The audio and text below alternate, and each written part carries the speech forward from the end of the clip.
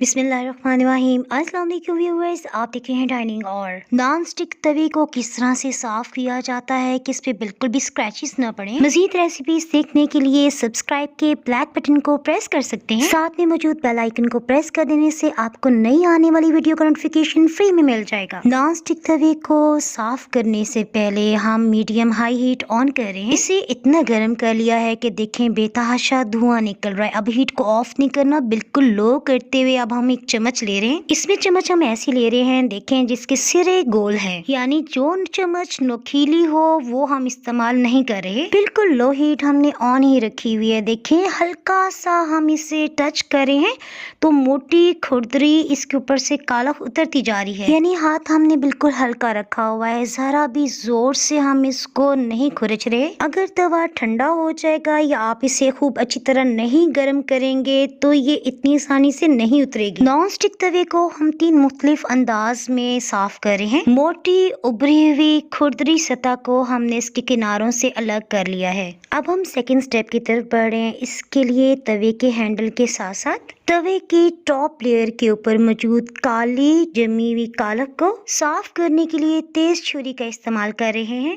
तवे का temperature down ना हो, सो अभी तक बिल्कुल लो हीट ऑन है और इसीलिए ये कालक भी बहुत आसानी से उतर रही है। तवे का ये बिल्कुल टॉप वाला एरिया है और हमेशा ये चमकता हुआ होता है, लेकिन चिकनाई और हीट की वजह से इस पे कालक आ जाती है। इससे पहले हमने सिल्वर, स्टील या लोहे के तवे को किस तरह से साफ किया जाता है इसकी रेसिपी शेयर कर चुके हैं।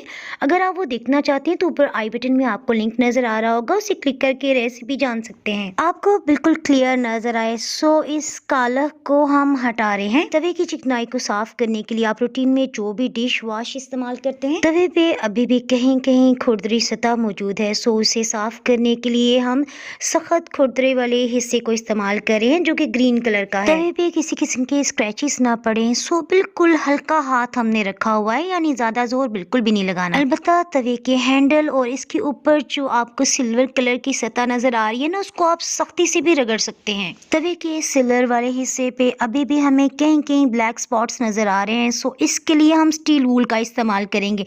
लेकिन देखिए जो ब्लैक वाला पार्ट है ना, हमने उसको बिल्कुल भी टच नहीं करना। ये देखें तवे की टॉप लेयर बिल्कुल नई जैसी नजर आ रही है और बिल्कुल कोई स्क्रैचेस भी नहीं पड़े। कैमरे को जूम करके मैं आपको दिखा देती हूँ, आपको आसानी से नजर आ रहा होगा। डाइनिंग हॉल पे मजीद रेसिपीज या व्लॉग देखने के लिए अगर आप ये रेसिपी यूट्यूब पे देख रहे हैं तो सब्सक्राइब को क्लिक कर सकते हैं, और अगर आप इस वीडियो को फेसबुक पे देख रहे हैं तो फॉलो कर सकते हैं।